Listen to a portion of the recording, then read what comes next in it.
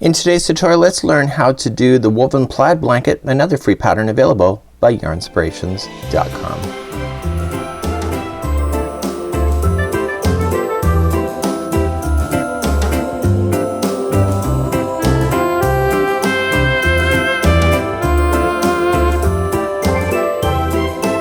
Welcome back to the Crochet Crowd as well as Yarnspirations.com. I'm your host Mikey.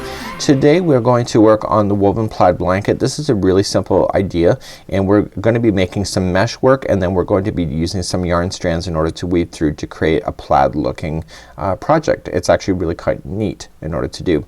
Today's yarn is asking for Caring United, but if you cannot find this in a store near you or you cannot order it online, you can also substitute with Bernat Super Value yarn in order to make this work. Just realize that the Caring United yarn balls are not as big as the Bernat Super Value, so you will not need as many balls, and I will provide that information on my website if you'd like to see what the conversion is in order for making this in Super Value instead.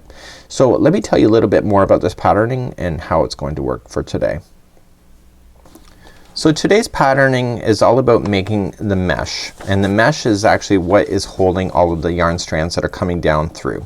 And the mesh is made up of double crochets slash chain one, and the double crochets are just sitting on top of each other to create a mesh like a window screen really, in order to keep it all in balance. So because they're all stacked up on top of each other, all of the gapping spaces will align with each other to make the spacing perfect and make sure that you can have this woven effect as it's going all the way through. But let me tell you a little bit more about this in order to follow these set of instructions really quite easily. So in the patterning we have to do the amount of rows in order to keep the effect looking plaid. So what I've done here is on the instructions it asks us to do some repeat patterning. Okay, so we're going to start off with, and I'm going to provide this information on my website if you wish, thecrochetcrowd.com, and essentially the patterning is a repeating of rows number 3 all the way to 14, and we have to repeat that 8 times. So what I decided to do for myself is that I created this chart, so whenever I get something done I can just check mark, check mark, check mark all the way down for the repeat number 1, repeat number 2. So the first time we have to run through all this on its own, and then we have to repeat 8 times, and I have boxes here in order to check it. So you can see here's what the color orientation is. So it starts off with cherry, cherry, dark green, cherry, cherry, white, white, fresh green, green, white, fresh green, cherry, cherry. So when we go to end on 14 we're gonna come right back to number 3 again and start once again. Do you notice how we started off with cherry up here? And because we started off with cherry, when we get to the final one of the repeat 8 we're gonna finish off with cherry on the other side, so you end up with a really nice looking and balanced Afghan when you see it all done like so. Okay, so let's begin to do some of the mesh work, and I'll show you how to do the strands coming through and create these fringing, because the fringing is done at the same time of the strands as well. So while we're on the patterning, all these strands that are coming through, there's actually an order on how they're coming through. So if you look at the weaving diagram just like this, so in the first space you'll start off with these colors just like you see it within the diagram. Okay, so these are all the strands that are coming through, and you just have to follow and just check them off as you do it. Once you start seeing the repeat patterning that you can see here, it becomes really quite easy in order to do. You may spend a bit of time doing all the strands through, but this is a plaid look and this is what it takes in order to get the look as well. So let's start this patterning, and I'm going to use Bernat Super Value size H 5mm crochet hook today. And let's put this on the hook. So if the patterning calls for 165 chains, but if you'd like to change the size of this, it's very easy to do. Just know if you change the width you're going to change the patterning of the striping, so just be very conscientious of that. So if you would like to change the size and come up with your own concepts for the plaiting look, just keep it at an odd size. So for example it's 165 for your chains, so you can do like 157, you can do 145, as long as it's an odd number. So I'm going to do 17 today. So 1, 2, 3, 4, 5, 6, 7, 8, 9, 10, 11, 12, 13, 14, 15, and 16, and 17. So there we go. So there is my odd number chain. You will have 165 if you are following the patterning just like it suggests. To start the first row we're going to go 5th chain from the hook. So we have that chain, so we got 1, 2, 3, 4, and 5. turn that chain over and get the back hump only, and I want you to double crochet into that 5th chain. So in the rules of crochet, what's gonna happen is that chaining of 3 counted as a half double, sorry, as a double crochet, and then we have a chain 1. So that's where all of this is coming into effect. So we're creating the mesh on the outside. So to go to the next one, we chain 1, skip the next chain, and go to the second one over for another double crochet, and we're gonna do the entire chain like that. So chain 1, skip the next chain, and then double crochet into the next one. So I want you to do that all the way across, and I'll show you how to turn around and do the next row. And all of these rows are identical to each other. It's just a matter of changing the color strategically as it suggests in the pattern, and it's really quite an easy pattern to work on, and it will go fast because you're just putting all these mesh kind of stitches in. So you'll come up to the very last one here and double crochet. So let me show you how to turn around and make sure that the mesh stays on top of each other. So in row number 2 we want to come around and we want to just turn our work, and we're going to chain up again. So we're going to this time chain up 4.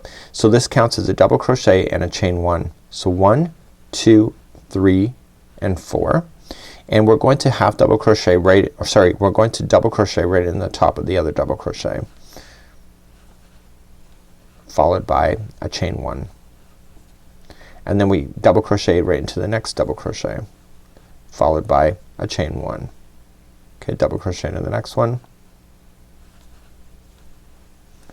followed by a chain 1, double crochet in the next one, chain 1,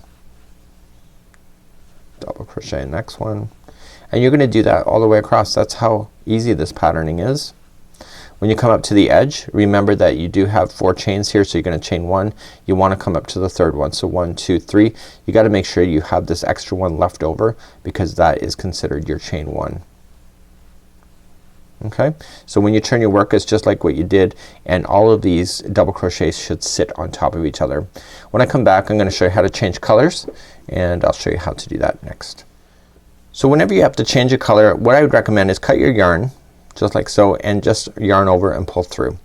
And I like to fasten off completely when I'm doing projects like this, and I want to use this yarn, and I'm just going to weave it through some of the stitch work that is existing already. Because it is green and this color and the straggler is green, if you weave it in the green, it's gonna be very hard to tell to see where it is the next time you're going over. So I want you to turn your work, and let's get your next color. I'm going to switch to blue, and I'm going to start off with the slip knot. It's just my personal preference, and I want to come into the top of the first double crochet, and I want to just join it. So I'm just gonna join it just with the one strand only. So I just pulled through, and then I'm gonna use both strands, and I'm going to chain 2. So 1 and 2 with both strands, and then the next 2 I want to keep just the one strand, 1 and 2. You see, I've been crocheting so long that I've almost got that down to a science. So then I'm just going to do exactly what I've already done before. I'm going to double crochet in the next double crochet, and because you weaved in your other color in there, it's gonna get stuck underneath, so it's great. So chain 1 and double crochet into the next double crochet, chain 1. Okay, and that's all you have to do for the mesh to create it. So I've gotten back to where the stragglers that I weaved in, I can throw it in behind. I can safely cut that afterwards, and I'm not gonna be worried about that falling out on me.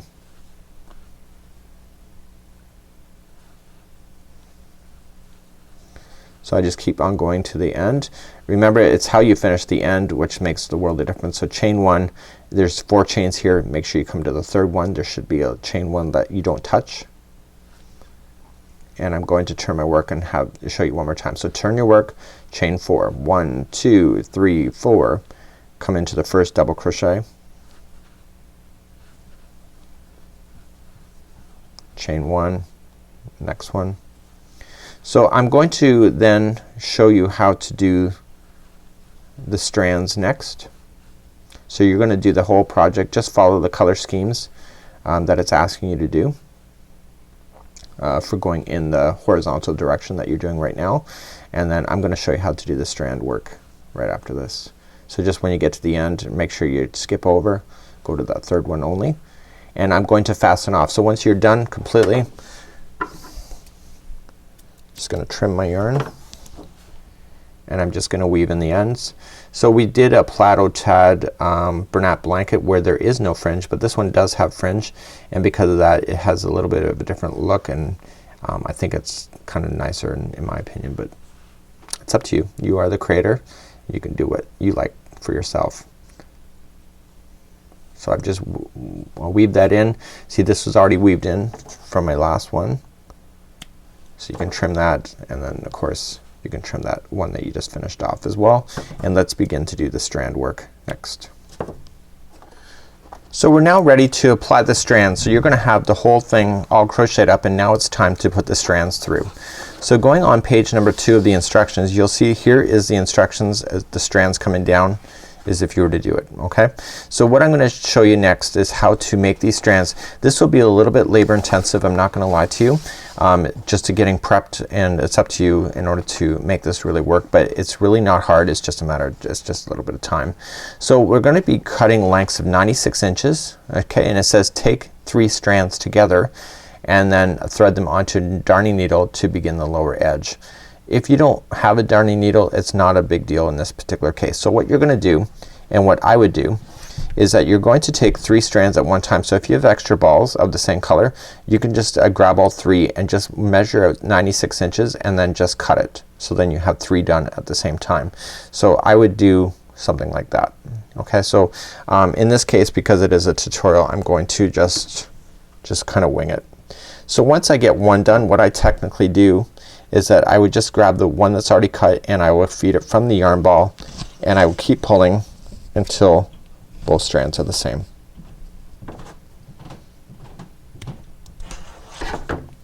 So the more yarn balls you have for this, the more strands you can pull through, just like this, and you want a total of 3 strands each in order to go down. Some people like to chain instead of just using strands. That's up to you. So let's begin the next part of the tutorial. So you'll want to go basically from one side to another. Just make sure you have the right amount of chain spaces if you're following the diagram as what it says. And you're just gonna start up, and you're just gonna come through and just taking all 3 strands. You don't need a darning needle with this. You can use it if you wish, but you can use your fingers and just go in and out of the gapping spaces. Okay, and just keep on going. Sometimes they use a big Tunisian needle as well, and I keep going, and you go all the way down through. And what you want to do is that when you go to do this, you don't want to do it so that the Afghan is starting to bunch like this. You want to keep it nice and consistent. You see it's just kind of floating in there. And then basically the next one, what we're going to do is that when we do the next one, we want to maintain and come up from the other side. So let's just say, for example, you're doing the next one, you want to make sure that it's opposite to each other.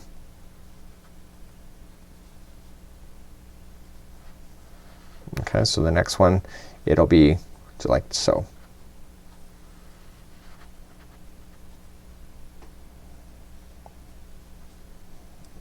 Okay, and this will gives you the plaid look if you go opposite. Okay, you're going to use a different string. I'm just showing it this way just to prove it to you at this point. Okay, so you can see that the strands look like they're being woven in just like that. So you just got to be conscientious on where you're starting. So you want to leave about a 9-inch space on one side of your Afghan and to the other, and so you're gonna work all the way down. You're gonna get them all into position. You'll have your ups and downs in order to have the woven effect. So now it's time to secure these permanently into position. So what you're gonna need is the same color strands that these are. So if you have a different color in the next one, you'll need a different color strand. So we're gonna be using white. So you have to use 3 strands of 18-inch lengths.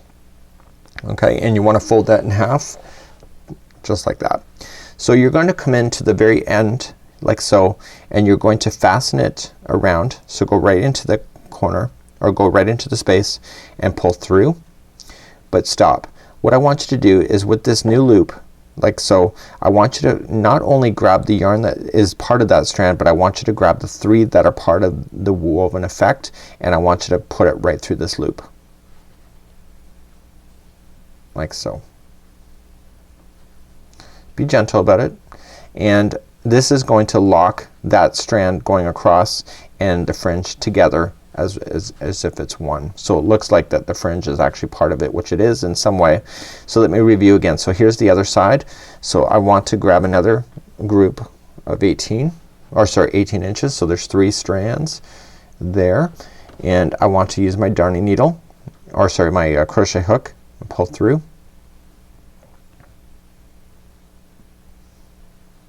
Okay, just pull the loop, and I want you to put that strand through that, and I want you to grab the 3 that are part of the woven side, and I want you to pull it all through that new loop.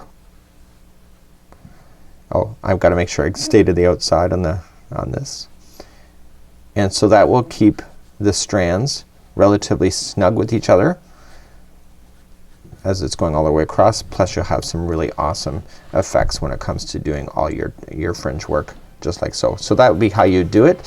So until next time, I'm Mikey on behalf of the crochetcrowd.com as well as Yarnspirations. This is how you would do it all the way across. Just use the same techniques and you can have this Afghan if you wish. Until next time, it's Mikey on behalf of Yarnspirations. We'll see you. Bye bye.